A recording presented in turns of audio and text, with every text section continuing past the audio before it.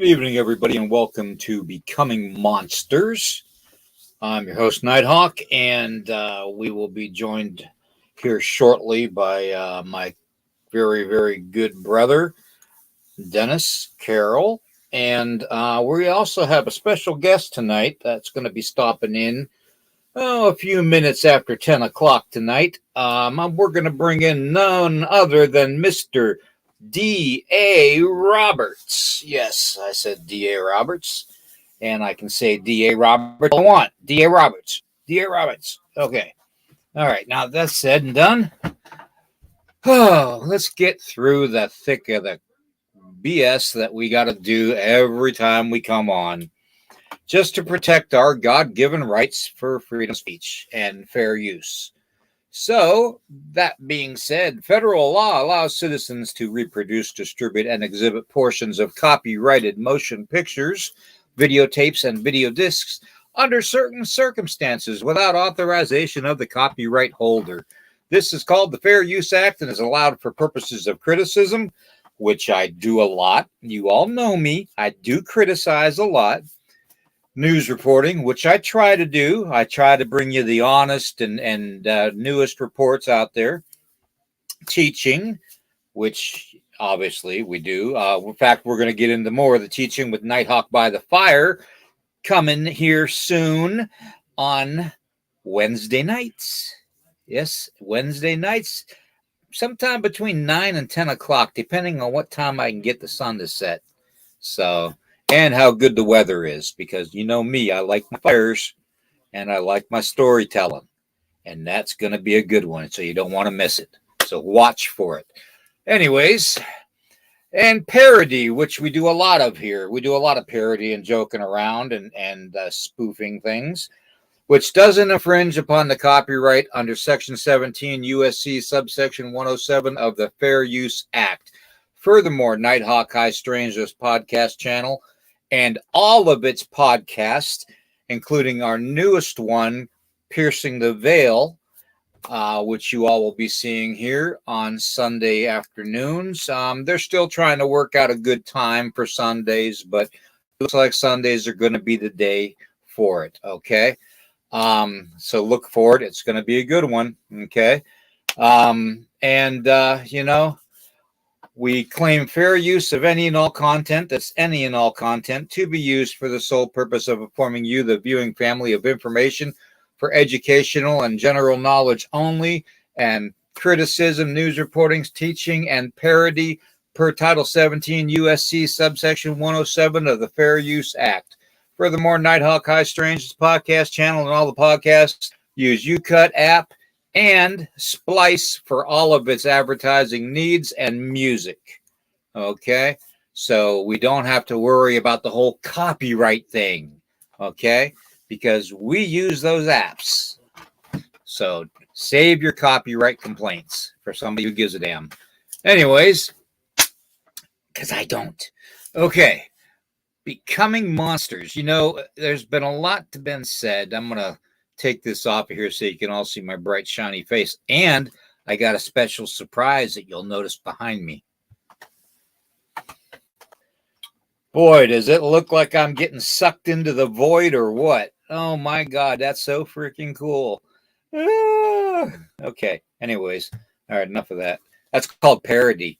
Okay. All right, let's see. Let me say hello to everybody that's in here right now. Let me get to the beginning. See who was in first place. First place we have, oh, come on. Now I expected somebody to beat him out. First place we have Midwest Night Watchers.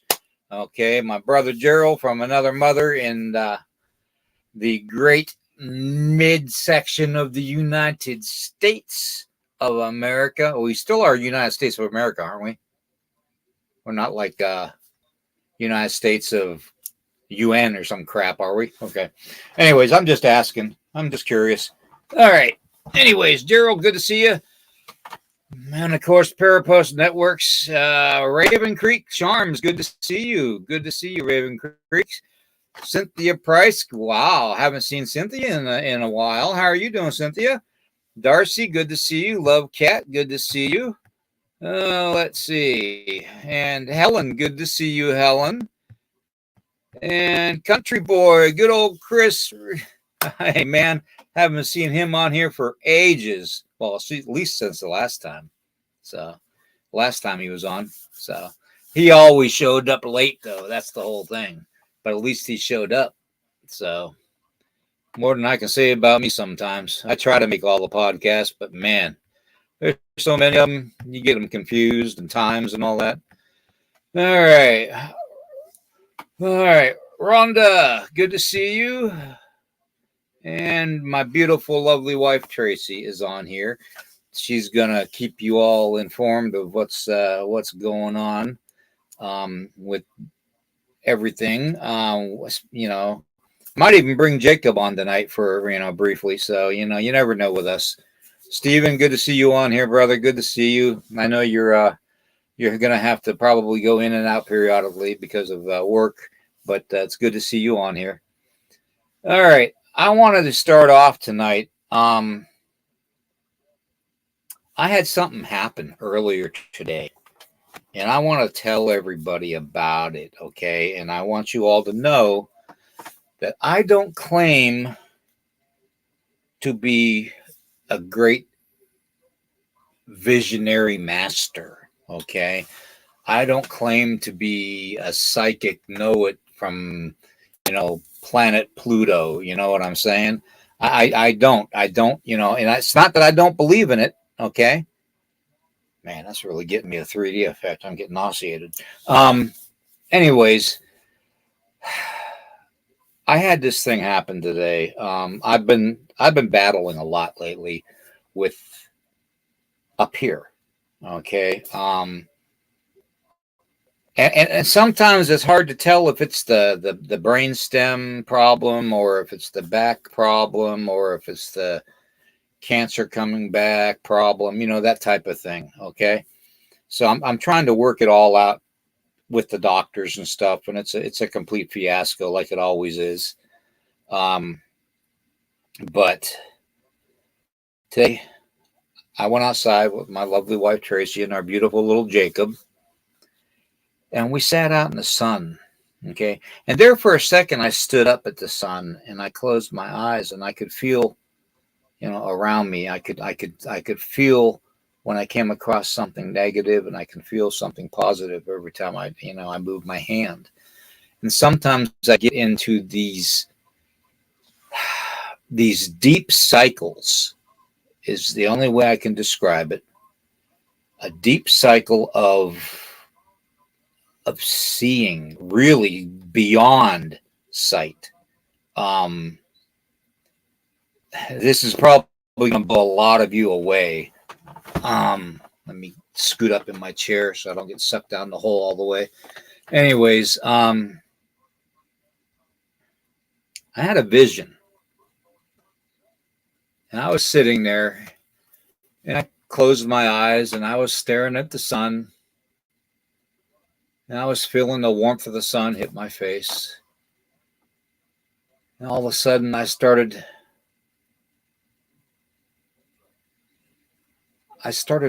like drifting off, not sleeping.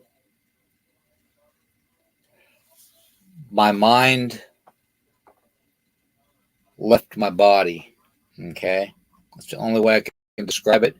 It wasn't my whole essence. It was part of me that had left my body, more or less my mind. And staring at the sun, I had this red and orangish kind of a background from, obviously, probably from the sun, I would say, but it was waving, okay, like a flag would in the wind. And on that canvas of color of red and orangish waving like waves were numbers. And those numbers were 1, 3, 4, 7, 8. I'll say it again. 1, 3, 7, 4, 8. If anybody knows what those numbers mean or knows if it's pertaining to them personally, whether it's a birth date, a social security number, a license plate number, I don't care. If anybody can correlate anything with that, let me know. Okay. But as I saw those numbers and they were going across, it was like a grid, okay, like graph paper with little blocks, and all those numbers were repeating itself like on a typewriter, just going across and across and across. 1, 3, 4, 7, 8. 1, 3, 4, 7, 8. 1, 3, 4, 7, 8. They were see-through numbers. They were black outlined. Okay. Then my journey continued, and that lasted about maybe a minute or so with the numbers. And my journey continued. I went through, and this is going to freak you all out, I went through the sun. Okay. My wife was sitting right next to me. Tracy was sitting right next to me. Okay. And I was communicating with her what I was seeing. Okay. And she was reassuring me that she was there and Jacob was there. So, but I went through the sun. I could feel its warmth all around me. And as I went through the sun and all of its brilliance and fire, I came out the other side and I saw this beautiful white light and golden light. And I felt peace. Peace for the first time in a long time in my life. I truly felt peace.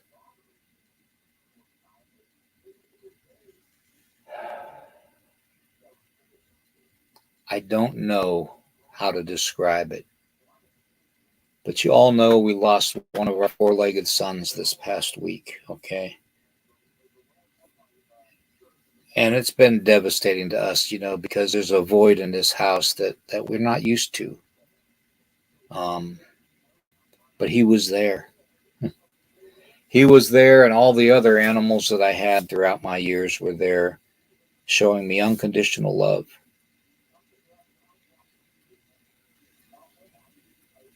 And I felt a presence there that all the other times that I died, I felt a presence, but not this strong and not this pure and not this loving, okay? This presence. And it was like encompassing me in a blanket and holding me and just saying everything's going to be okay. And then boom, I was back. And that left me in such a peaceful state that now I truly know I don't have to worry anything. And I didn't want to start the podcast out tonight because it's becoming monsters, and I didn't want to start it out all preachy and, but I had to let you all know that there is more out there. There is a lot more out there that we haven't experienced. And I'm telling you, the sun is a portal. The sun is a portal. And how do you get to the Father but through the Son? That's the only thing I could think of. In fact, I said that to Tracy when I came back. I was like, it just dawned on me, the only way to the Father is through the Son. It was weird. I mean, it was really, really, it was something. I wanted to share that with you guys. 1, 3, 4, 7, 8. If anybody knows what those numbers mean, I've been told it's a number that adds up numerology to the number of God, which would make sense because I was in his presence. he made his presence known to me. I've been told that it has to do with a seating arrangement from a certain group of individuals. My brother Bear and Billy and Tanya from the paranormal group down there that does the Octagon Hall. I had to share it with you all. Okay. So I'm sorry. I'm coming down off of that. Okay. And I didn't have the greatest of days, mornings, and yesterday. Very difficult days for me. Here lately, I'm just not feeling energetic. Let's put it that way. So, but that being said, that's just that. Okay. And it's something I'll learn to deal with. Okay. Man, that looks really good. Look at that. Getting sucked down the old garbage disposal. Okay. Anyways, I've got to bring Dennis on and D.A. Roberts on. They've been kind enough to wait back in the green room. So I'm going to bring them on, and we're going to talk shape-shifting. We're going to talk shape-shifting beings. I hate to call them monsters because, who knows? Who knows what we're dealing with? And I've got a couple things I want to bring up tonight to DA and to Dennis and see what they think about it and see what you all think about it in the chat, okay? So without further ado, let's bring on Mr. Dennis Carroll, my brother from my South Carolina mother. Good evening, sir. How we doing, Dennis? Good to see you, brother. All right. Last time I was on here, I got bit by chupacabra. I hope it doesn't show up again. Did you say stupid cobra? I'm out of whiskey, so I hope it doesn't show up. Okay. But anyway,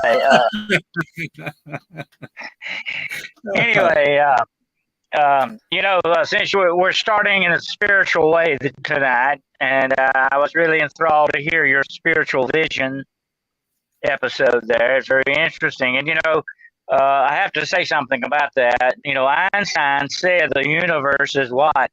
Mathematics. And there's a reason why. It all comes down to this basic form of mathematics. And those numbers those numbers that you related to have a lot to do with the creator. I won't break them all down, but we're going to something different tonight. But a lot of those have to do with the creator, and I think you met the creator in a way. That peace that you felt. That's very interesting experience. I forgot the most important thing, Dennis. I'm sorry, everybody. I forgot the most important thing. Okay. The whole purpose for my being there in the presence of the creator and feeling his presence was he was showing me that there was these things falling from the sky. Okay. There were these meteors falling from the sky. They were small, they were big, they were small, they were big, and they were falling from the sky. And it wasn't like, all over the place. It was just like 1, 2, 3, 4, here and there. Like a meteor shower. Yeah. But hitting the planet, hitting Earth. Yeah. And that was the most important thing. I forgot to tell you all about that.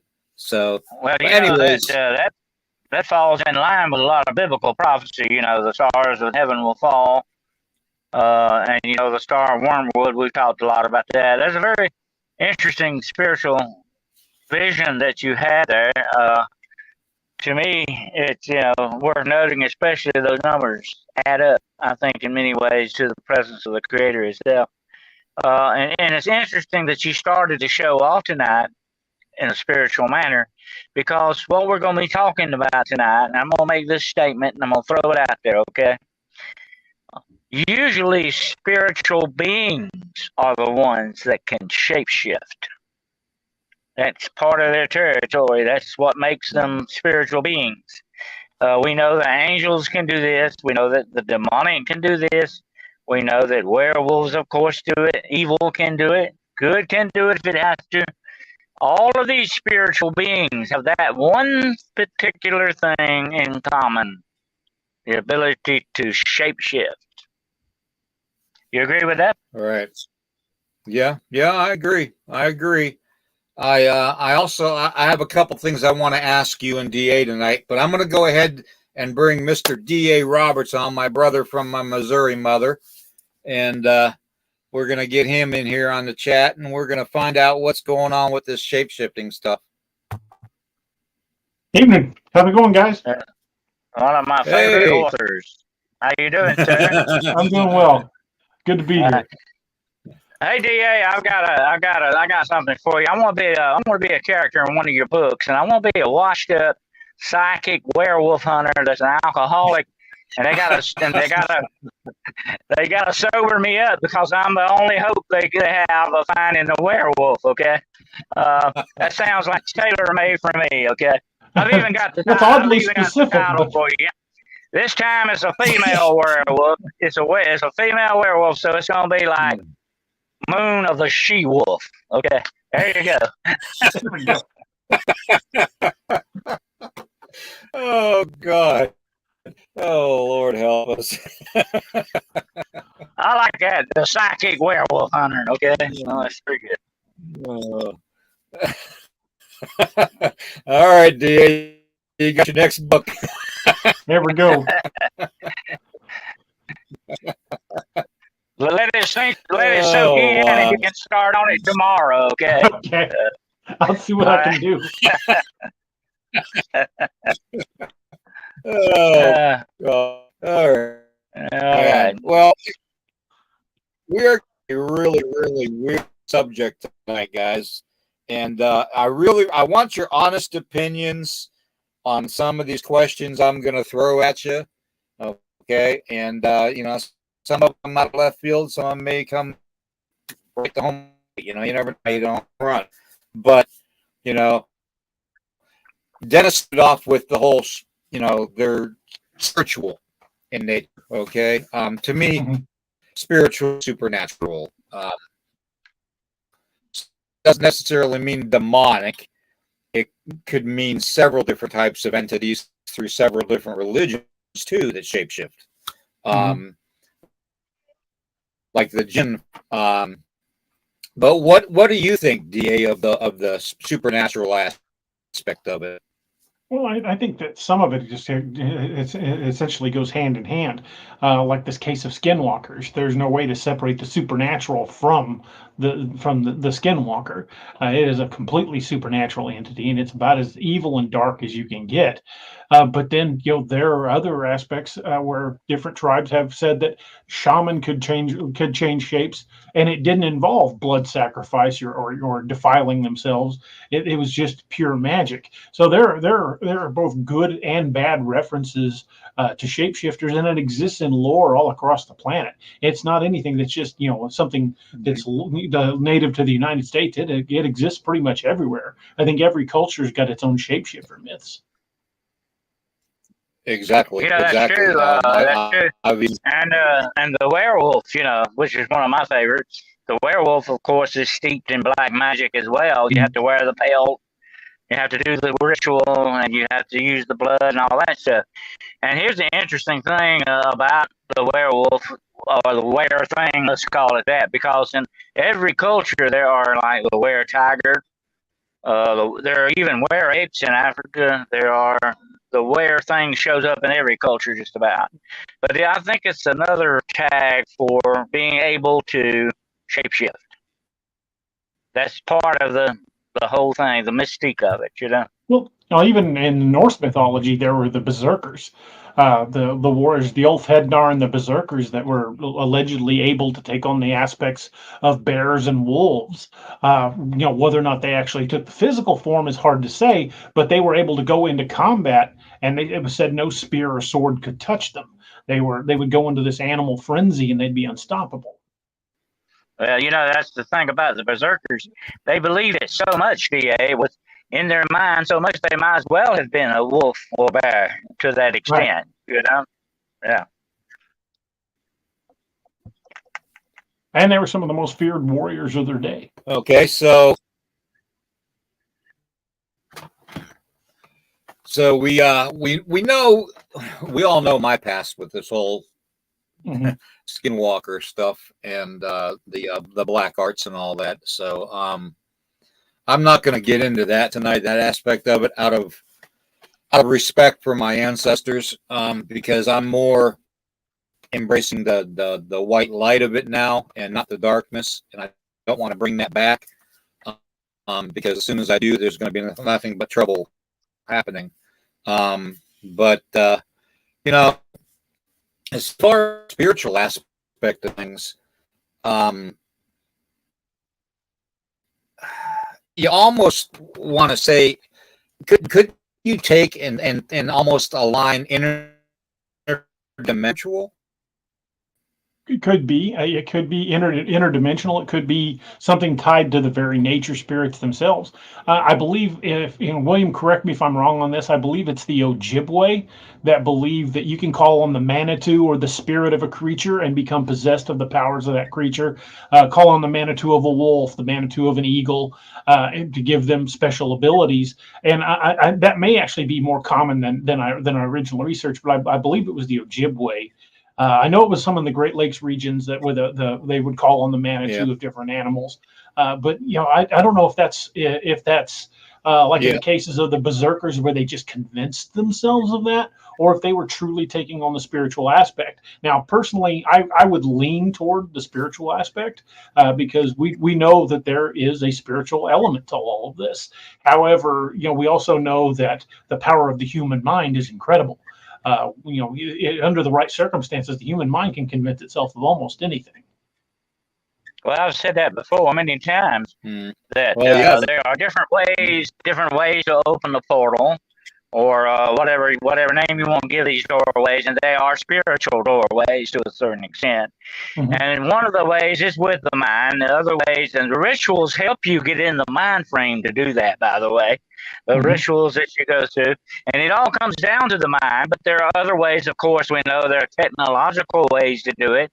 There may be naturally occurring doorways too, but mankind has always been able to force his way into things a lot in the past, and with the mind, definitely there's that connection with the mind and the spirit thing going on here.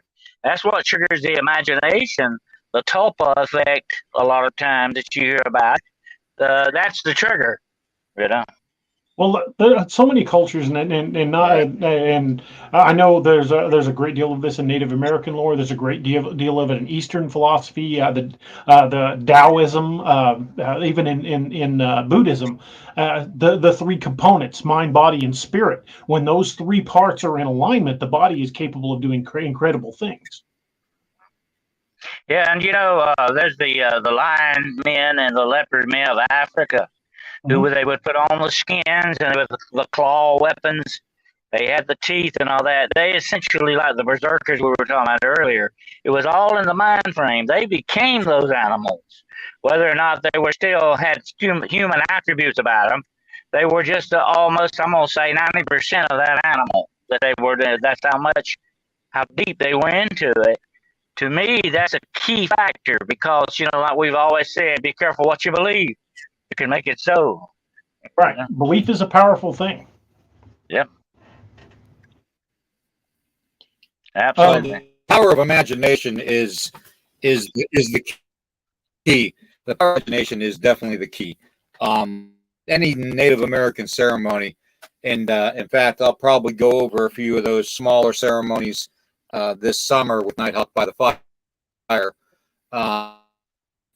But ceremonies, we always use the power of the imagination as seeing it in our mind and believing it in our soul and our body, and making it happen, making it manifest. Every native culture in the world does that. We've got it from birth on, so it's like second nature to us. So why couldn't it be second nature to an undiscovered species out there to be able to take the power of nature and transform from a Bigfoot into a coyote, or from a Bigfoot into a fox, from a Bigfoot Especially in into beings that live much looking closer to like a nature black than we do. bear. Or DOGMAN, Exactly. for that matter. Yeah. Yeah. Well, you remember J.C. Johnson. What do you all think of that? J.C. Johnson was a very good researcher in a lot of this, and they were taught that J.C. Johnson actually learned a lot about the skinwalker thing, and he could almost transform, or almost to the point where he could transform himself into something else with a sheer thought of mind, And here's another thing: a lot of these rituals encompass visualization. They get in their mind, they visualize this thing over and over and over again until it becomes reality to them. I think that's where a lot of it comes into play as well. That visualization of it. Well, the visualization is key in any type of manifestation. Be that, visualizing your prayer is a huge part of the ritual of prayer. Visualizing, self-healing is a big part of the recovery process. If you want to, if you're setting your mind to heal your body, that's something that they taught when people would undergo battlefield surgeries. That 90% of it's mental. Your body will heal to an extent, but you've got to want to heal. And some guys give up, some don't. It's that indomitable spirit that really sets us apart. But the power of the human mind is incredible when it's focused, and it's that visualization, that actualization that ties in to, as William said, to our creativity. That really allows us to focus on things, even new things we've never done before. It allows us to make those a reality. Yeah, a lot of times in the medical profession, they do that with a placebo effect. Mhm. They give you a sugar pill and they give you something else, and the mind thinks, "Hey, I'm going to get well." But if I take this, and they do a lot of the time, yeah, and that is a standard scientific procedure, by the way. Again, the power of the human mind is incredible. Mm-hmm. Yep. Exactly. Next question would be to you and to everybody in the chat, because we want to involve them too.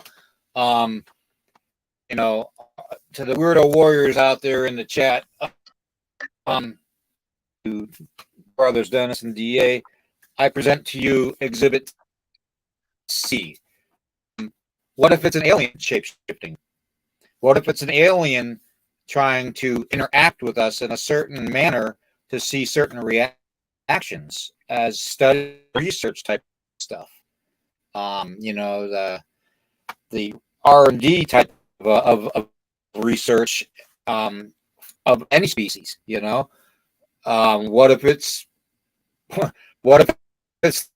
the tall grays, or the Nords, or the Lemurians, or all of them. I mean, it could be any of them. It could even be the lizards. Reptilians. So we all know how I feel about them. Well, they would have to have some sort of powerful ability to walk among us unseen. Whether that's technologically based, psychically based, it's impossible to say. But if they've been visiting us for as long as we suspect they have, which I firmly believe they have, then they've got to have something that allows them to pass among us without being spotted.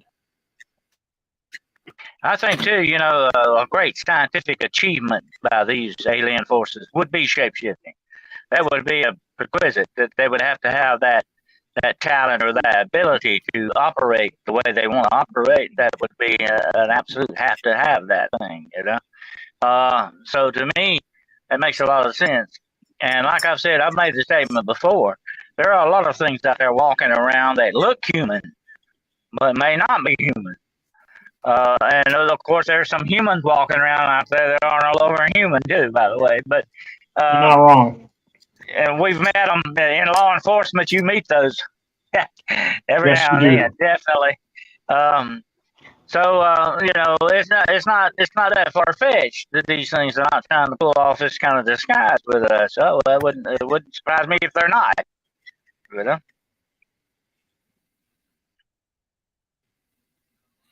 Okay. How would you think that they would do this? I mean, would it be some type of technology? Would it be some type of making us seem to think that they're changing into something else and not seeing exactly what they are? Some kind of mind control thing? What are your thoughts on all that? Dennis, you go ahead first. Well, I think to me, they would probably, if they're highly advanced race, they would have a way to trigger that spiritual thing. They would have a way to control it when they wanted it. It wouldn't be just maybe I can do this. They'd be sure they could do it. But I believe it would be a melding of technological and spiritual aspects that they've mastered. I think it would have to be something technological, personally. If they've got the technological ability to traverse interstellar distances, then God knows what their technology is capable of. And there's an old expression that any technology sufficiently advanced appears as magic to those who don't understand it. So our mind might simply say it's magic to something we can't understand how it works, but it doesn't mean it might not be advanced technology. Okay. All right. So we're kind of divided on that aspect of it.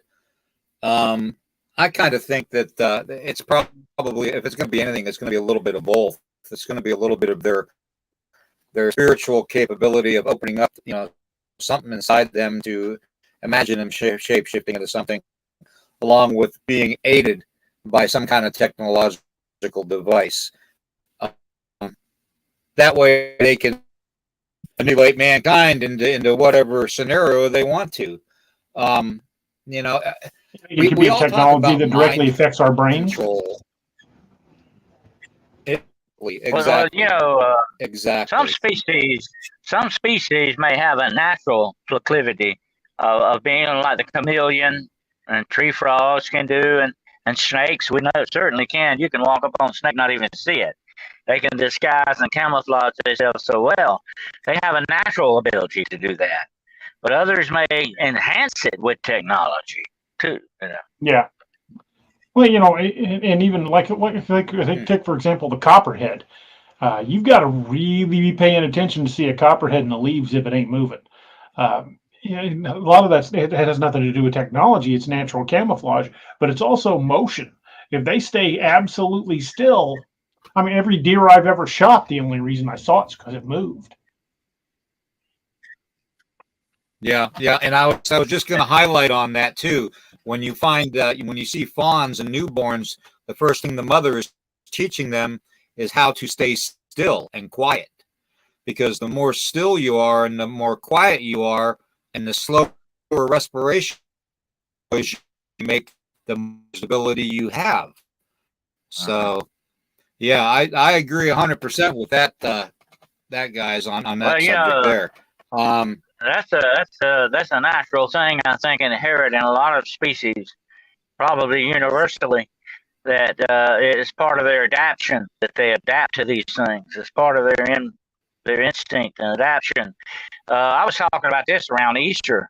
We were talking about the legend of rabbits laying eggs, okay, and how that possibly got started. If you've ever come up on a little baby rabbit in its nest, and it is a nest almost like a bird nest, they curl up and into a ball. They look like a furry egg. I mean, if you were to look at it, and you can understand why people say, "Oh, this rabbit's laying eggs." But that's just they get small, curl up in on themselves. That's their protection mode there, and that's inherent in everything. That ability to adapt, and to be able to go from one shape to another would be another phase of that adaptation in some ways, Yeah. Well, Yeah. It's one of those things that animals throughout the animal kingdom learn. And it is an adaptation because those that don't learn it are dinner. That's true. Yeah, true. So very, very true. As a lot of the Predator movies have. Anyways, I want to address group 935, Edward here. Yeah, Edward, if you can direct message me on Facebook. Okay. So that'd be fine. I'm trying to figure out what all that meant. It's quite the ordeal that I went through. It was a very, very how do I want to say, eye-opening, and at the same time it was very, very calming, soothing. So You know what I find very interesting about shapeshifting anyways, and all that? It's found so prevalent throughout folklore and the stories that we've been told. It's look at Little Red Riding Hood. The wolf could look like her grandmother. And so it's very prevalent. It's part of mankind's history in certain ways. The shape shifting stuff. Although we may not can do it voluntarily, there may be some question about that. But it's a big part of our culture. It's a big part of us. Well, we've all seen the video evidence of people's eyes changing, certain political eyes changing, facial features changing, certain Secret Service men's facial features changing to almost a reptilian type of a. Now, I'm not going to get into my theory on the reptilians. You all know what it is, okay? So you either go with it or you don't. It doesn't bother me. But what I mean, if it wasn't a possibility of being able to have your body make the change, then why would we be catching all this on video and live feed? From seeing political figures' eyes change, facial features change, reports of hands being changed, looking like three fingers, instead of a hand, a five-fingered hand. It's just a lot of different things you come to see on video. Video, it's proof. I have actually seen this take place in front of my own eyes with individuals that were supposedly demonically possessed. I would actually see their features change right in front of me. I mean, the nose would become a lot sharper. The jawline would go different. The teeth would be. It was almost like what was inside was trying to come out.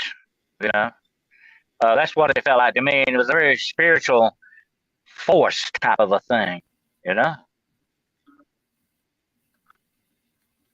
a metamorphosis of some sort, you might say. Okay, kind of like we're going from a caterpillar to butterfly then. So, but kind of the opposite, more of a demonic butterfly in that case. I don't know, DA. I mean, it still leaves a lot of unanswered ways of being able to do it and why they're doing it. Why are so many people reporting seeing, Bigfoot 1 minute, and then the next minute they're seeing somebody's kitten standing in front of them? Now personally, I don't think a 9 foot tall being is going to be able to shrink down to the size of a kitten. Okay, blocks for that matter. But the whole mind control thing might have something to do with it. I mean, we all know that the big predators, the tagger and all that, use infrasound to make their prey freeze, and basically makes it easy for them to get. So why couldn't Bigfoot or Dogman or LIZARDMAN or GOATMAN, whatever you want to call them, Sheep Squatch, you name it, all of them out there, okay? Why couldn't they have the ability to do that mind mind speak and just, make us believe what we're seeing. There's no way to dispute that whether they can or not. I mean, we don't know. Thing is they're no experts in this field. Nobody knows, and anybody that claims they do know is probably full of it. We don't have an explanation for why people are reporting some of the things you're seeing. Could some of it be, a mistaken identity? Could it be something that they thought they saw and it wasn't that way? Maybe. I wasn't there. I can't second guess their sighting. I won't even try. But the problem with that is every sighting is subjective.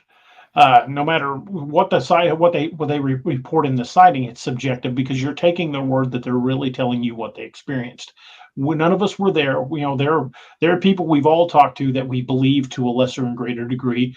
Some people you're just like, yeah, I don't know if this guy's not trying to pull the wool over my eyes. And then there are others that you're like, I absolutely believe this person 100% because of you can't fake goosebumps. You can't fake somebody getting the shakes when they're telling you a story.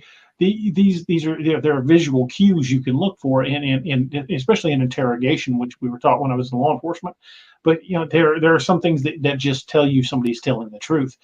However, still, even when you do believe somebody, there's still that degree of uncertainty. You're accepting their statement on faith, but there's always the chance that they did find a way to fake it. So every sighting is subjective. We have to take every sighting we get and accept it for what it is and try to learn from it. Even the things that go against things that we may have experienced ourselves. For example, the two big camps in cryptids, the science versus the woo. There's a lot of people that have sightings that are part of the woo, and there are other people that just absolutely fervently refuse to believe anything that has anything to do with it. My buddies and I on my channel, Robbie, Doc, Steve, and Anthony, we try to look for logical explanations to why something happened, but we're not saying that that's the only thing it could have been. We're trying to, much like if you took your car to a shop and they said, okay, you're going to have the engine rebuilt. Well, you would kind of like to know if it might be the starter instead of replacing the entire engine. You want to diagnose the situation and rule out what it can't be before you throw $20,000 into a repair. So we try to rule out all of the little things first. And once we've gone through that process of elimination, then we'll look at some of the bigger, more out there claims, like mind speak or went to a portal or shape shifting. And but we don't rule that out. We never make the statement that we think that can't possibly happen. We just look for more logical explanations first before moving on to the others. Well, with my own experience with Bigfoot, the Bigfoot sighting I had, he was gone so quickly that there was and I've seen bear move in the forest. I've seen bobcat. I've seen all the big animals. I've seen panthers move in the forest. They all make a noise. They all make a movement. And what I saw that night, it got gone so quick. To me, that still boggles my mind to a certain extent. How did it do that without me seeing it? Because I immediately went to where it was. And there was no way down through that brush it could have gotten away with me without me seeing a trail of some sort. You know what I'm saying? Some kind of movement. I looked up the tree. I even looked around the ground to see there wasn't a pit there or something. I mean, he was just gone. And to me, that's what struck me, is not only just seeing what I saw, but that's what really boggled my mind to that extent. How did he do that? Right. But like you say, you got to look for preponderance of the evidence. You got to weigh the factors on both sides. Is this a normal, natural animal we're dealing with, as this so-called cryptid, or is it something else? Does it have attributes of both? Which I kind of feel like it does. I think it does myself, my own personal opinion. You've got to let the evidence make your theory, not your theory based on make the evidence fit your theory. You've got to let the evidence mold your theory. Like as a law enforcement, if you went to a crime scene and the person was dead inside their own locked house and there was no visible sign of breaking entry, but it's obviously some sort of murder because it's brutal, you don't immediately go, That was demons. Yeah. You just can't do that. You've got to eliminate all of the possibilities. You've got to look. You've got to follow all of the evidence. And sometimes that evidence leads you Yeah, where but you think it DA. will, and sometimes it won't. Yeah, DA though. But you gotta understand one thing though. Each investigator is going to look at it a little bit differently. Yes, you got to follow the rules of investigating, thoroughly and trying to figure out certain things. But if you're coming across a dead body in a locked house and nobody's found in the building, most investigators aren't going to assume it's paranormal. Unless they're going to figure somebody had a key. Exactly. Yeah. Exactly. And when I first started investigating, it's been 55 plus years now. I went to the experts. I went to law enforcement to learn how that was done. I look upon this thing, like DA said, it's like a crime scene to me in that respect. And you got to be very, very careful. And that's the thing about some of these investigators. They go in believing something. I want the scene of what happened. I want it to talk to me. I don't want to talk to it. You know what I mean? I want it to tell me what it's got to tell me. But I don't want to predispose myself to it. But that's where they stumble and fall. A lot of times they predispose themselves to believe something that may not be very true at all. And they may already decide I know who did this long before they even examine the evidence. You can't let your own biases prejudice the way you investigate a crime scene. Right. You have to study the evidence and let the evidence lead you where the evidence leads you, even if it's somewhere you didn't think it would go. And that's one thing that a lot of investigators forget is your whole job is to make your theory based on the evidence, not make the evidence fit your theory. That's what Sherlock Holmes used to tell Watson. Right. It could be one little thing like a cigar axe, and the whole case hinges on that. Right. You got to be meticulous, very meticulous with how you look at these things, because you can't. That mindset's very, very important. Definitely. Yep. I want to say goodnight to Stephen. Good night, Stephen. Good night, Stephen. He's got to get up early and go to work. And make that money.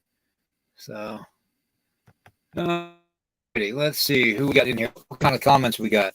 I'm so glad to see DA on a Friday night. Wow. DA just got Sean, you're all right, brother. All right. Yeah, I kind of coaxed DA into coming, so I asked him if he was doing anything tonight. I wanted to basically surprise everybody with us having a guest on because it's been a while. So, with everything going through, I just haven't had the time to hook up with anybody to bring them on as a guest. So, but we're going to start doing that more often now. So, but anyways, not the shirk subject. Shane would be a good one to bring up an example of shape shifting. He's got the Skinwalker project there on the West Coast. On Facebook, it's a group, and there's been a lot of strange sightings on the West Coast too, from what I understand. Shane's got himself in quite a bit of stuff going on the West Coast. Everything from UFOs to BIGFOOT to DOGMAN to I mean, you name it. So I'm surprised he's not. By the way, DA, did you get a look at those two UFO videos they released yesterday? The metal orbs. I did look at those. Those were pretty bizarre, and that's the funny thing is the government is really doing a lot more soft disclosures like that than we really expected, and more than we've really got in the last 25, 30 years. Even with cryptids, there's been little details just kind of quietly admitted and never really expounded on. Like when they released the FBI files, when the FBI did the investigation of the Bluff Creek incident. They released, I think it was in 2019, they released the FBI's findings. The report was highly redacted, But basically, if you read, I think it's like 9 or 12 pages. If you read the entire thing, at the end of the report, the FBI said, while we do find conclusive evidence of the existence of this creature, we think it's dead. But somebody speculated that they may be trying to precondition us for something really big coming down the line. I think they are. I think they are. I think they're allowing these little soft disclosures, and at some point they're just going to go, "Well, we warned you." Yeah, that's true. I'm always very suspicious when the government starts cooperating for some reason. It's very unlike them.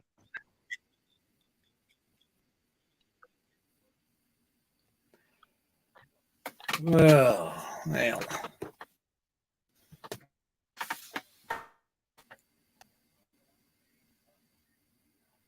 I actually myself had a sighting of a metallic orb a good many years ago. It's been about 20 some odd years ago. I stepped outside one evening and was just looking up, and it wasn't dark yet. It was, just about maybe 30 minutes before dark kind of thing, twilight, I wasn't even thinking about anything like this. I happened to look up, and right above me, and I was in some trees, but there was a big patch of open sky. And right through this patch, and this thing was tumbling. I mean, incredibly fast. And it had a very, very tinge of a purplish glow light to it, very, very light. And it was segmented like a soccer ball is segmented. And it was, I don't know, I couldn't really tell you what size it was. It was so fast, I couldn't really get that good of a fix on it. But it was tumbling incredibly fast. And it was just boom, it was gone that quick. And I'm sitting there going, did I see that? And what the heck was it? But I've always had the feeling ever since that I think a lot of these things may be probes from the mothership or wherever. I think it makes sense to have probes to tell you what's going on, whatever you're visiting or whatever. It makes a lot of sense when you think about it, that a lot of this could be probe activity. Well, yeah, it would make sense. I mean, why risk an actual ship? Yeah, now at least information too about how their theory right now is currently that it's almost called the dandelion effect.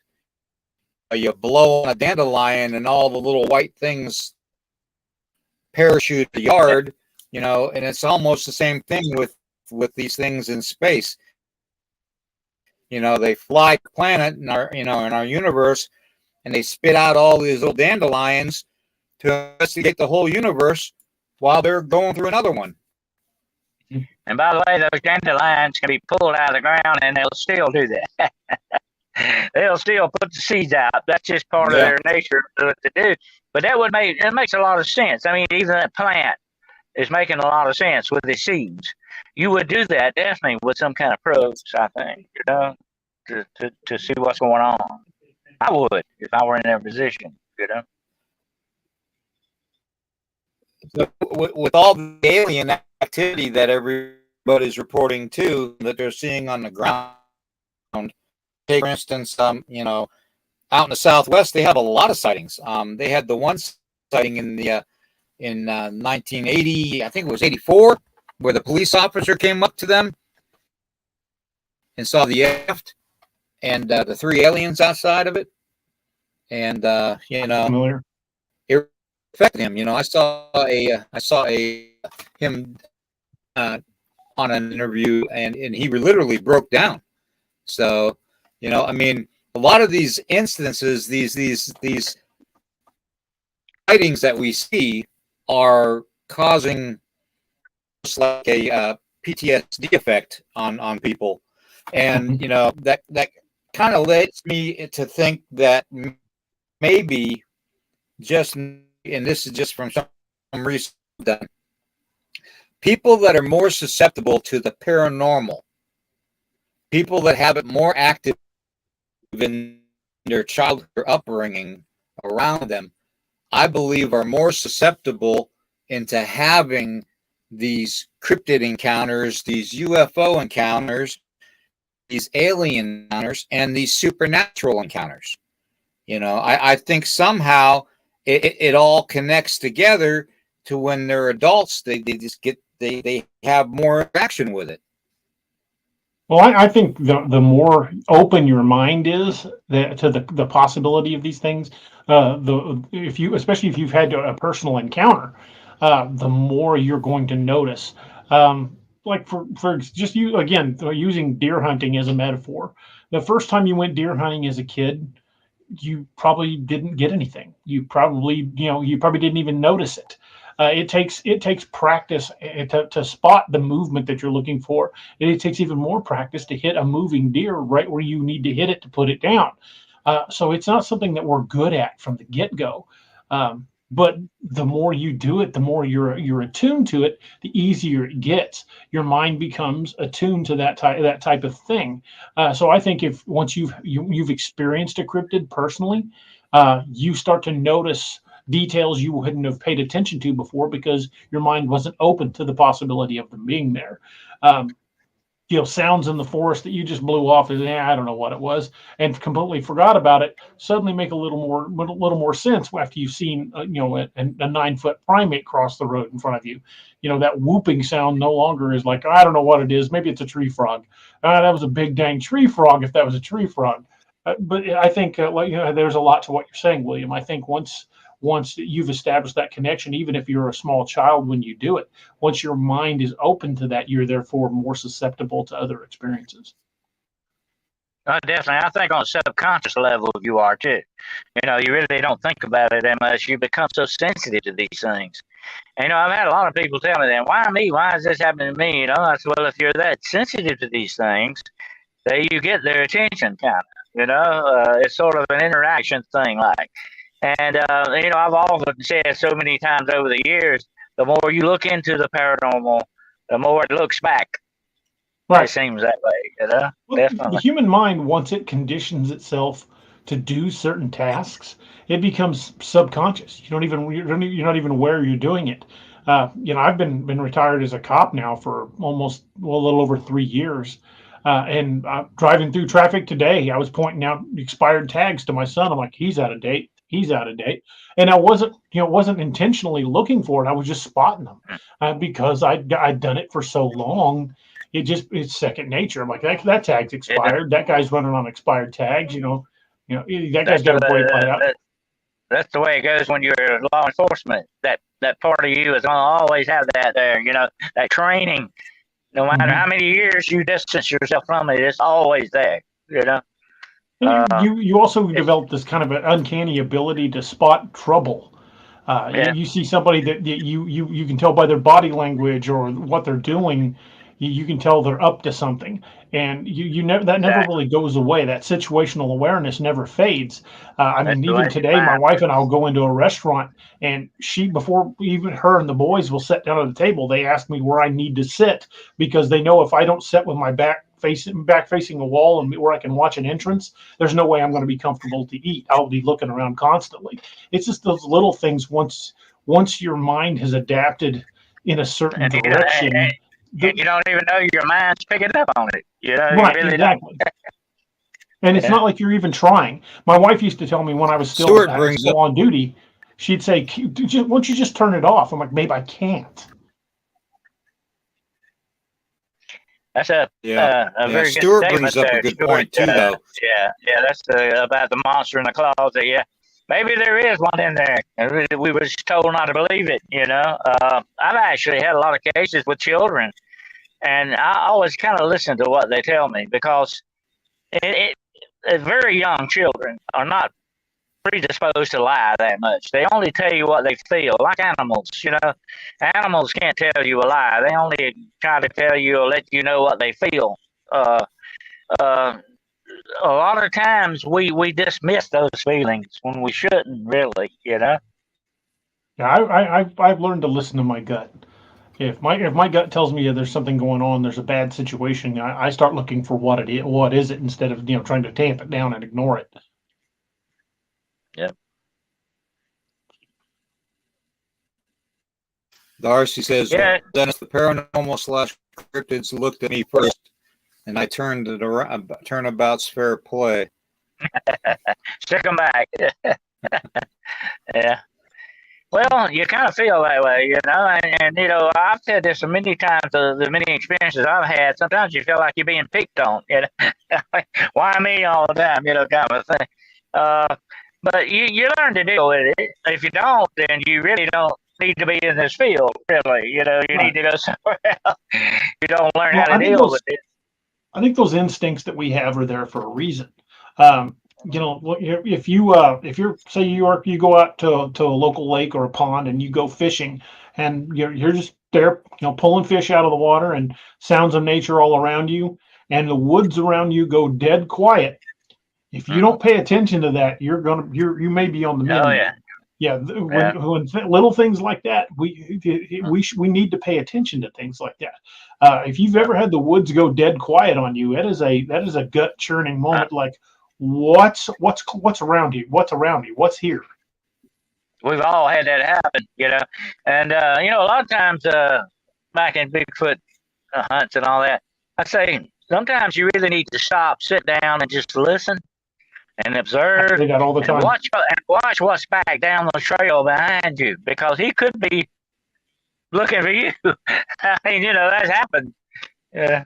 We go into a new area, and I still do it even in areas that I've already been to, but especially in a new area, the first thing I do is, if I've got a camp chair with me, I fold it out, or if I have to find a log to sit on, I just put away my phone, don't say nothing, just be absolutely quiet for 45 minutes to an hour, just to let things resume normal around me. Because as long as the area around you is reacting to your presence, you're not going to notice anything. That's what I've done many, many times, DA, during spiritual, investigations. You go in a room that's had hot activity on there and nothing's going on. You need to sit there for at least a couple of hours and let everything, the environment, settle back down to what it originally was. Because, when you insert yourself in there, whether it's in the woods or a room or whatever, you're disturbing that environment, no matter what you do. You're affecting it, and you need to cut down on that as much as possible. You got a better chance of something happening. My uncle Buddy, he taught me how to track. Sorry, William, go ahead. Yeah, go ahead. I used to investigate with my dog. I would take my dog. He was a very sensitive little fella, and I would pay attention more to him, DA, than I would a scientific instrument. Oh yeah, dogs they can sense dogs things. are a great indicator. Oh yeah. My uncle and I, we were in the river bottom below his house. He lived on the Niagara River Valley, just south of Lake of the Ozarks. And he would always find Osage artifacts on his land all the time. Every time he plowed his garden, he'd find arrowheads and things like that. He had a huge collection. Well, one day we were down walking the river bottom. We'd put out some jug lines, and we found what looked to be a napped spearhead. Only I've never seen one like it before. It was probably an inch thick, maybe more, and about 18 inches long. Oh, that sounds prehistoric. It was massive. But it was just in the soft soil right at the edge of the river. Yeah, that's a great find. It was part of his collection. But his daughter got rid of all of it when he passed away. Yeah. Yeah, river systems shift and change over time, and sedimentation washes away all the time on river banks and lake shores because of the environment changing. I have no idea what kind of tool climate that would have been changes used for. Cause it. I have no idea what kind of tool that would have been used for, because it would have been way too big to be a spear. Yeah, it could have been. Yeah, it could have been a fleshing tool for that matter too, though. It could have been as a knife, in that case. Along that lines, something for self-defense. And that would lead me to believe that if you need something that big for self-defense, then what are you defending yourself from? Size. Yeah, it was easily that long. I used to, when I was a kid, I used to wait for the farmers to plow the field. After rain, I would go out. You'd find tons of arrowheads, So the ground was turned up, enough to do that. But I like that what they found the other day, that 1,000-year-old canoe in North Carolina. Did you hear about that? Yeah, That's amazing. they brought that. It had been submerged for, they believe 1,000 years, and it was in remarkably good shape. And they said, and the boy found it under a dock. It was there. Of all places to find it. Yeah. I've always loved that kind of archaeology myself. I've never been, I've been on a few archaeological digs, but that's fascinating stuff to me. I would love to find something like that. Well, the one we found, the tip, I don't know how long it would have been originally, but the tip was busted off of it. I don't know how much longer it would have been, but it was blunted with a blunt section about, probably 3 inches wide at the end. So it was considerably longer before the tip broke off, but we never did find the tip. That's amazing that you find something like that. I mean, think of the odds of that, It's amazing. And here's a neat thing. When you find something like that, you seem to have a connection with that person. Although they could be 1,000 years removed from you, there's a connection there, That's neat. Yeah, that leads to think about the stone giants legends. How the native used to fend off the stone giants. How the arrows just bounce off of them. So, from basically them wearing the stones on their body, and it leads me to think that maybe that was something that the native people might have used back then to fend off something like that, and maybe the tip. Well, you'd need something pretty big. Yes. I'll tell you another thing I find fascinating. Another thing I find fascinating along those same lines are the red-haired giants. That's some neat stuff there, and they supposedly had, implements along that size, kind of a thing. Makes you wonder. We got the red-haired giants in Pocahontas County, West Virginia, southern Rockingham County in Virginia. There's been several sightings of the red-haired giants. It's right off of Route 33. So, yep, I said it. Okay. That's another one of those things. I call them the paranormal paradox in certain ways. You find it all over the world, the story of giants, dragons, witches, shapeshifters. All over the world, these things pop up in every culture. You got to realize that somebody somewhere in time actually must have had some kind of interaction with these things, for it to get passed around so much. That's the one thing when I first started out in the paranormal many years ago, it struck me. I mean, it kind of hit me in the face. How is all this happening all over the world, with these different things, people seeing these things, and all this going into the different culture and folklore and anthropology of these places? It's amazing. It still amazes me, that you find these cropping up everywhere. Yeah.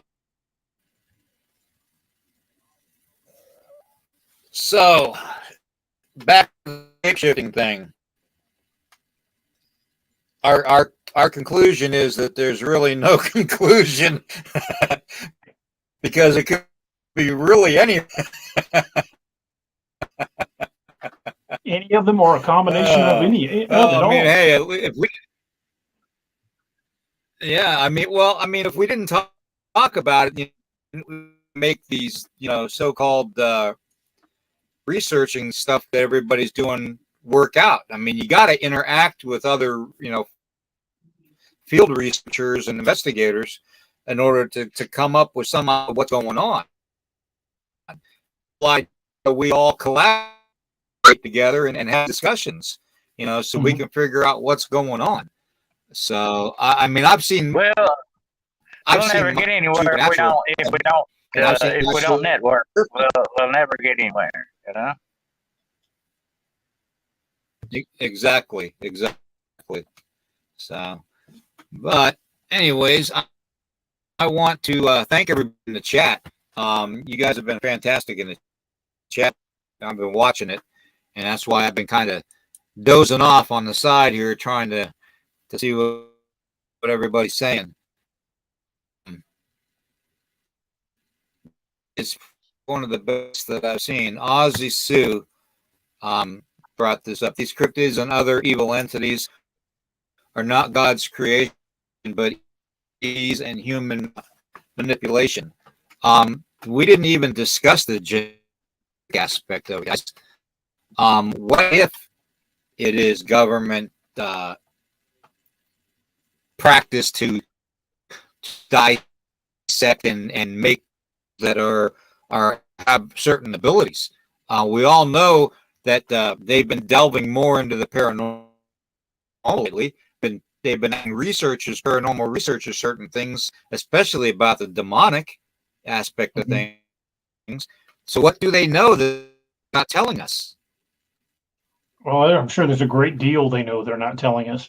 I don't think that Bigfoot or Dogman are the product of government experimentation, but they certainly aren't above experimenting on something they found. That is just because the Bigfoot and Dogman predate our government doesn't mean they wouldn't experiment on one if they could catch it. So I would say it's completely within the realm of possibility that the government has done experiments on these creatures. They're just very good at not admitting the truth. We'll just put it that way. I know they call it national security and things like that, but some things they just lie about, just flat out. Well, definitely the cryptid factor. Well, yeah, I think would be great super soldier material or something like that. Definitely. If the government can find a way to weaponize something, they're gonna. Yeah. Yeah, they weaponize everything. Yeah. That's just the way they work. And here's the thing about it: it's not just disclosure. That's the things they're not telling us. It's the misinformation they feed us on these things. It's really bugs me too. Well, you got to realize, too, that they're going to put out the disinformation. Just because they disclose something to the public doesn't mean that it's true, guys. They could be setting the public up for something later on. Exactly. So it wouldn't surprise me. You know, it wouldn't. I can see it somewhere. Look at the long list of this. Office of Misinformation in the government. That's all they do, and it wouldn't surprise me if they didn't use hologram technology or any other kind of technology to get these things done that they want. Yeah. Well, no, we all use hologram technology. Look at where the Pope came to the Vatican window, and then all of a sudden turned around and he disappeared. Like somebody turned the camera off. Prematurely. I mean, we've all seen that video. So, we all know that they have technology that can make somebody look like they're real. There's a million videos out there if anybody wants to research it. There's one company in particular that I really, really like. They put out a lot of videos on the hologram technology. I can't remember the name of them, but they are probably the best at it. So, but yeah, hologram technology is another thing. What if we're just being led to believe that these beings have the ability to shapeshift? What if it is technology like holographic imaging? Well, we know they have the technology. We know they have a technology to be almost invisible in certain aspects. I've seen that. So that's not but one step further with the shapeshifting thing. I mean, it'd be in the same line with it. Don't you think so, Deanna?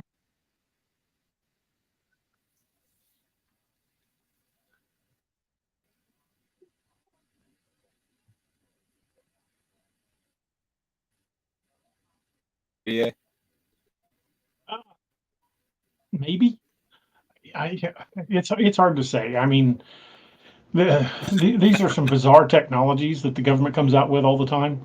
Like you were saying about the thing with the Pope, could it have been a hologram or could it have been an apparition? Either one's plausible.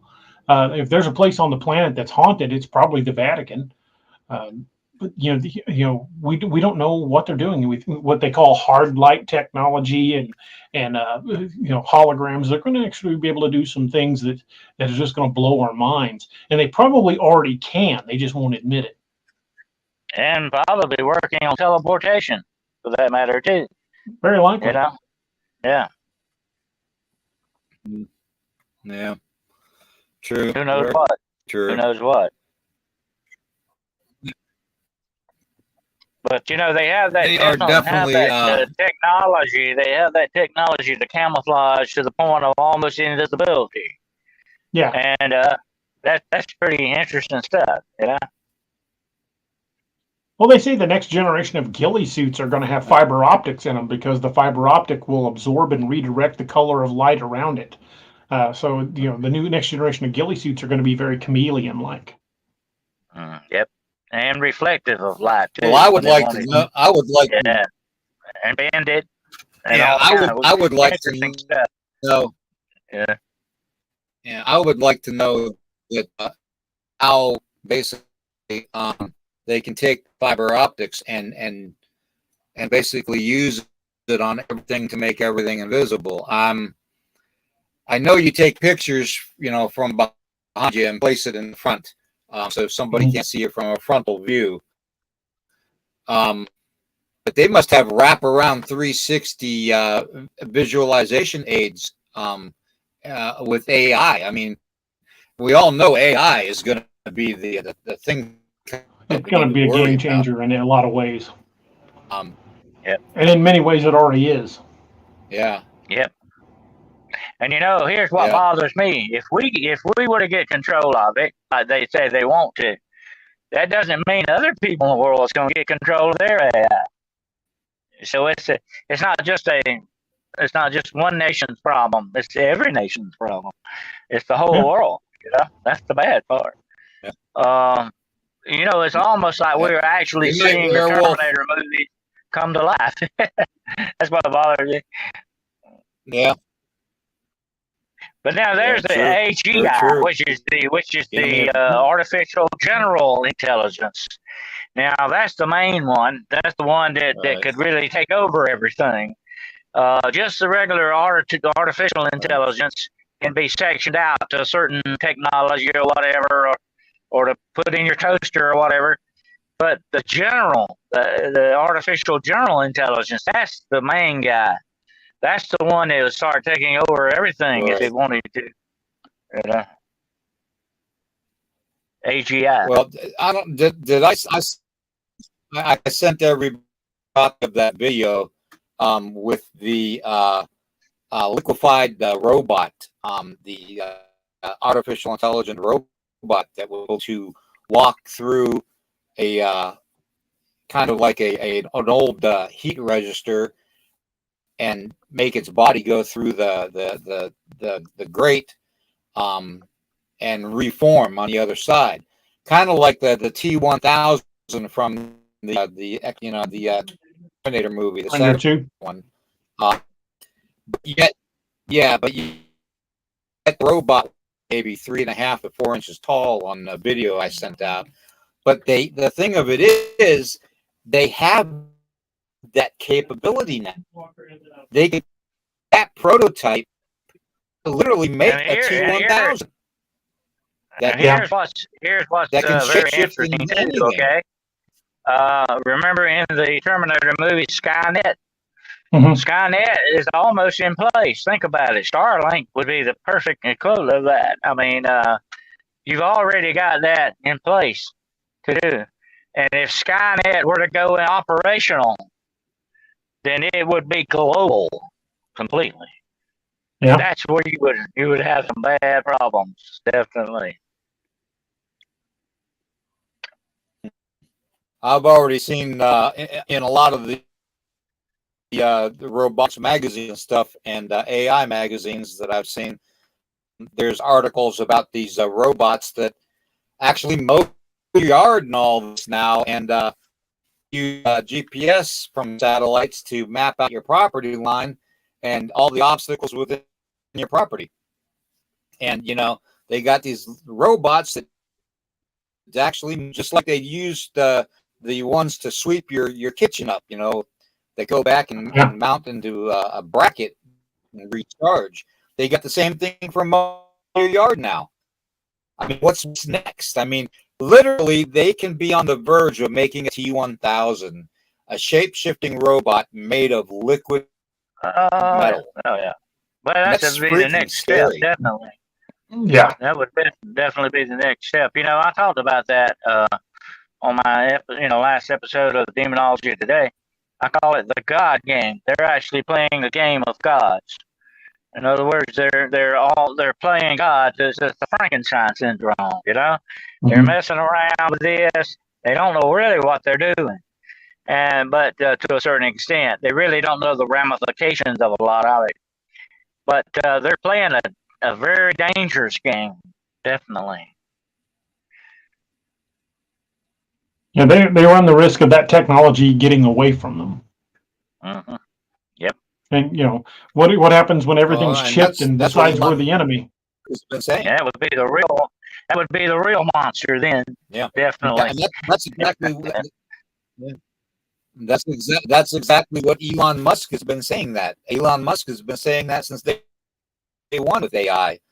How we have to be careful and not rush it into development and practicality, everyday uses, because when you make everything autonomously controlled by a central brain, there comes a time when the brain of AI is going to be much more intelligent than mankind. Yeah, at what point it decides we're nothing more than the common cold? Yeah. Now here's another thing to think about. The ramifications of it. Think about AAI, alien artificial intelligence. What if some alien factor comes into play on artificial intelligence? You got a bad ball game to go there, That's mind-boggling. Yeah. I mean, I can just imagine a liquefied robot being sent around to assassinate people and take over their identity, and controlled by AI. It's like the worst nightmare possible, because how do you fight something like that? Because it's basically like a worm. If you cut it in half, it's going to grow twice as much. Here's the bad thing about it, okay? You remember the Thinker, the very famous statue, the Thinker? Mm-hmm. It says below, I think, therefore I am. I exist. And if AI understands one day that it really is sitting unto itself and says, I think, therefore I am, I don't need you anymore. That's right. The bad part. I don't need you anymore. Then they start wiping us out. We're obsolete. Yeah. But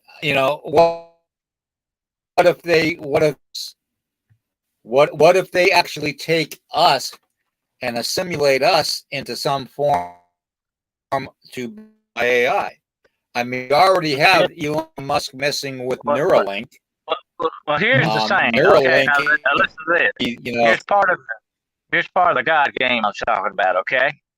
All right. Let's say if you have the power today, and your body begins to start wearing out. The heart begins to fail. You have a clone of yourself. Stand by. You got all the parts you need. You virtually will become immortal. And if, let's say, the brain starts dying, they can download your brain, your memories, your intellect into a machine, into that AI, implant it in an artificial brain. You live forever. Yeah. You're immortal. But that technology will probably only be reserved for the uber rich. Mm-hmm. Yeah, that's what the end game is. I agree. That's what the end game is. That's what they're aiming for. Their immortality, that power to be a god. That's it. Yeah.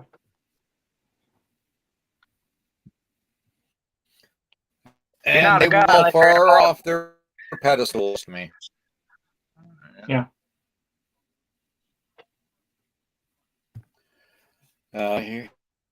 Here's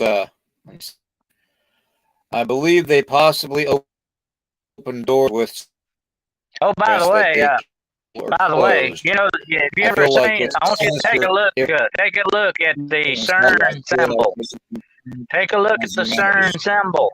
Okay, the symbol is 3 6s. By the way, if you look at the symbol of CERN, why that? Take a look at that CERN symbol, and there are 3 6s, 666, incorporated into that symbol. It looks kind of like a whirlwind, but it's very strange. It would have 3 6s in it. Yeah, you're absolutely right. It's pretty bizarre. Mm-hmm. Of all the things they could have used to use that. You have to go pretty soon. What's that? You were cutting out. I know you're.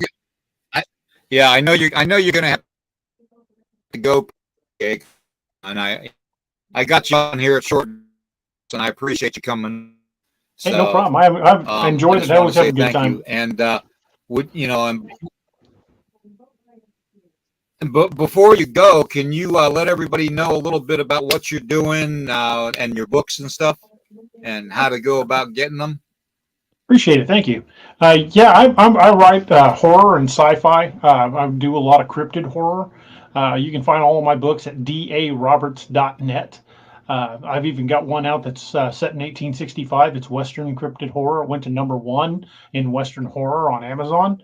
It's still doing quite well on Amazon. I'm really happy about that. It's called Dark Frontiers First Hunt. I'm working on the sequel to it as we speak. And also you can check out our cryptid research as well as videos that we capture on our YouTube channel, which is we have a twice weekly podcast called DAX Machina on Wednesdays and Saturday nights at 8 p.m. here on YouTube, 8 p.m. Central. And we talk about cryptids and horror stories and monsters and legends from all over the world. And we'd love to have you guys join us. It's always a pleasure, brother. Good to talk. Appreciate you guys having me on. Yeah. Well, you take care of yourself, and I'll probably talk to you about 3 a.m. this morning. I'll probably still be up. Have a good night. All right. All right, brother. You take care, man. I'm going to answer Aussie Sue here. One thing, Dennis, they can't transfer our souls. They belong to our... I'm beginning to wonder, also, Sue, if some of these people don't have souls anymore. So they wouldn't bother with that. I have to wonder, you know? Mm-hmm. I would say that if they have souls, they are definitely tainted souls. Or give them away or sold them. Yeah. I mean, it's almost like the voodoo type of a thing and being controlled that way. Well, there would be Karen.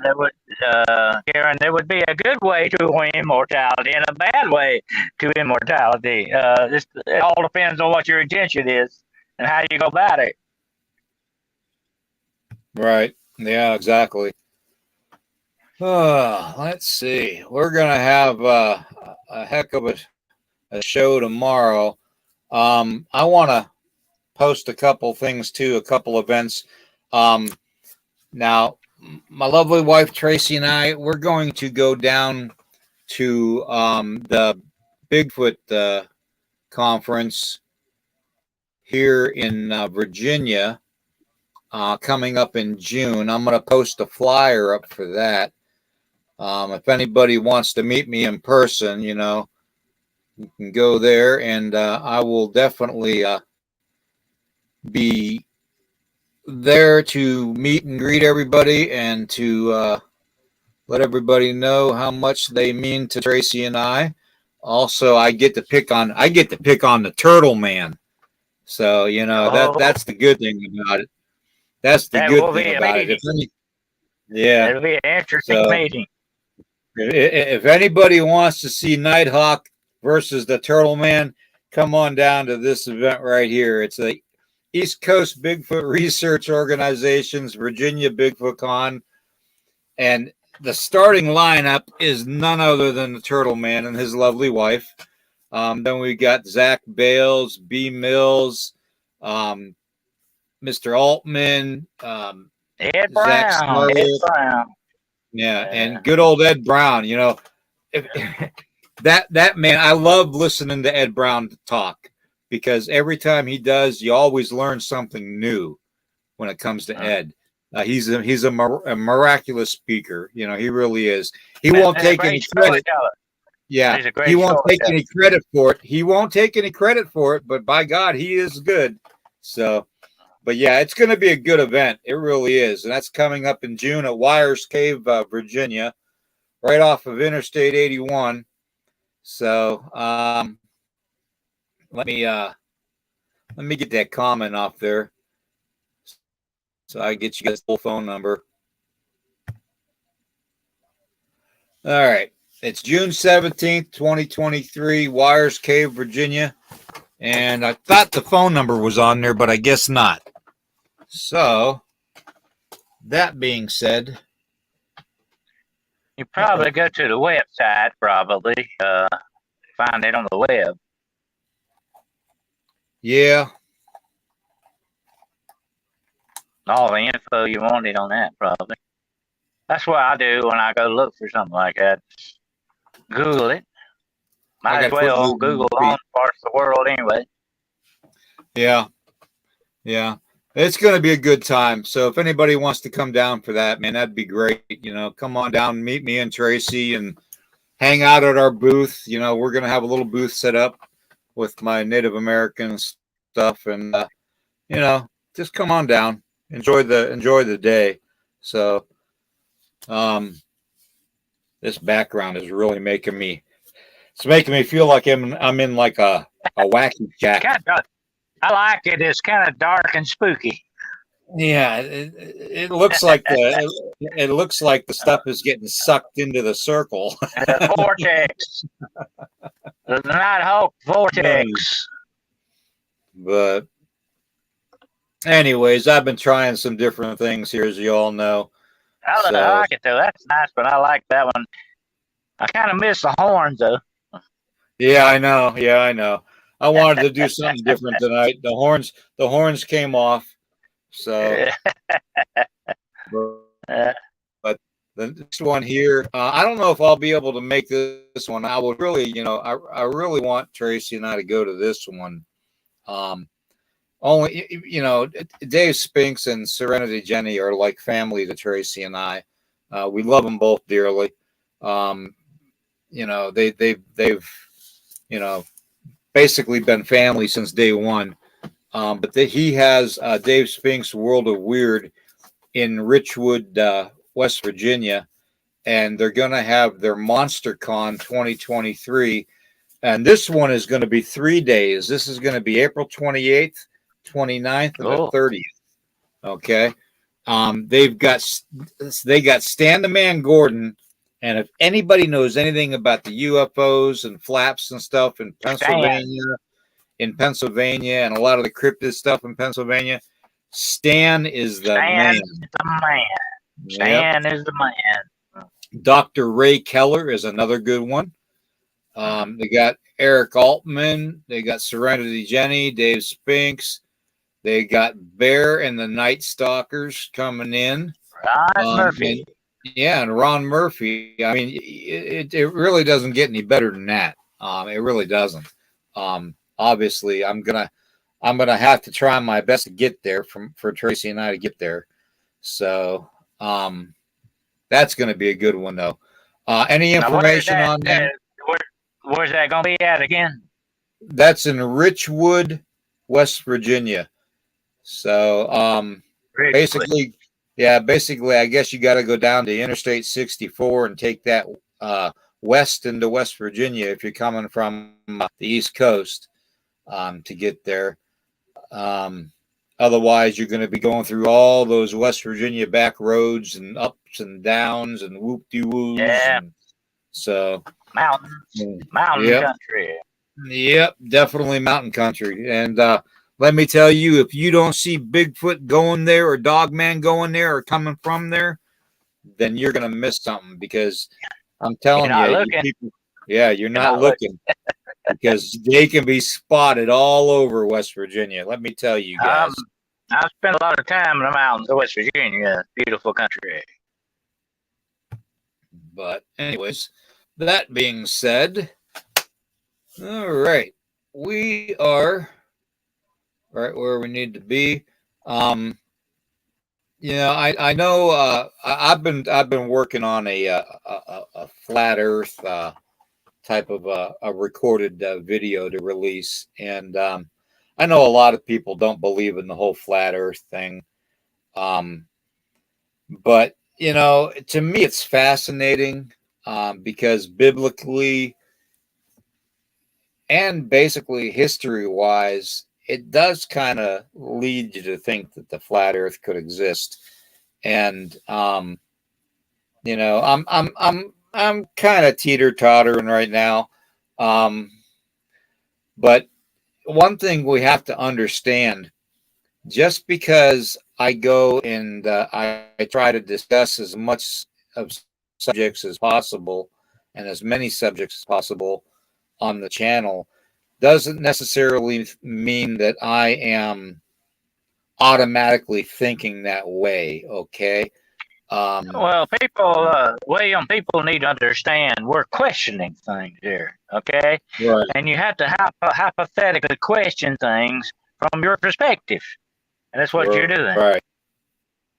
Right. And and I mean you don't learn anything unless you ask. Okay. And you never get too old to learn. Okay. They say you can't teach an old dog new tricks. Well, that's a bunch of BS. Okay. You can. Okay. So, anyways, well, brother, it's been almost 2 hours, and we got a long weekend ahead of us tomorrow. Okay. We can pick this up where we left off and talk about cryptids tomorrow. We may talk about AI a little bit more tomorrow. We need to really talk with people about this and get it out, and this God game I talked about and all this stuff. We need to get on it some more, definitely. Yeah, definitely. So we'll get on that subject tomorrow, everybody. I want to say thank you to everybody, to Lori Barnes, Ozzy Sue, Chiro, War Criminal 7, Karen Peterson, Raven Creek Charms. Let's see, Cynthia Price, Darcy. Thank you all very much. I want to thank Stephen, Werewolf, and let's see. I'm going through the whole list. And I probably will miss somebody, so just bear with me. Let's see here. Come on. StreamYard's being difficult. All right. Let's see here. Shane. We had Shane with us there for a while. Yep, we sure did. And let's see. I'm going through the whole list because I got a new nickname for Shane. We call him the West Coast host with the most. Yeah, the hostess with the mostest. I want to thank D.A. Roberts, too, for being here tonight. That was a great, great pleasure. Always a pleasure. Yeah, the man's number one in my book. Stuart's another one I want to thank. Without his comments, let's see. Okay, I think that's everybody. Let me see here. Is that everybody? I think I mentioned. If I missed somebody, I'm sorry. I'll make it up to you. Margie O, yeah, and my beautiful wife Tracy. I don't want to forget Tracy. And don't forget Tracy. Margie O was here. And then let me see here. Hold on. I'm close to the end. Wow, man, that chat was going tonight like crazy. Let's see. Stephen, Cynthia Price, Shannon. That's another one. Okay, thank you. All right. I knew there was others. Country Boy Cryptid. Let's see. Oh, wow. Okay. We're getting close to the end. For some reason, the Carol Burnett theme song is coming to mind. Group 935, Edward. I wanted to give him a special shout out tonight. If you can, if he has any information, that would be greatly appreciated with that vision that I had. And those of you that came in late and didn't hear about my vision today may want to go back and review the first 20 some minutes or so of the podcast and just listen to what I have to say and see what you think about it. I always look for everybody to kind of give me their little bit of information and stuff on what they think and theorize on things. That's what makes this such a great podcast and a podcast channel is we look for that interaction with you guys. So I wanted to say on that note, good night to everybody. Question everything. Okay. Stay weird. And we will see Stay you. weird. Yep. Stay weirdo warriors to the end. And like, heart, share this out. And, subscribe. Get your friends to subscribe. Get everybody to subscribe. Get your mom, your dad, your aunt, your uncle, your grandma, your grandpa, your little sister, your big sister, your little brother, your big brother. Get them all together. And, even that neighbor that hates you and throws eggs at you down the street, get them to have a subscribe party. Yeah, there you go. There you go. But like, heart, to share this out. We love you guys. Okay, you guys are our Weirdo Warrior family. And we'll see you all in the morning at 10 a.m. for coffee. Okay, and you all better have your coffee on because I'll be checking. Okay, I'll be checking. You will. We'll see you all in the morning.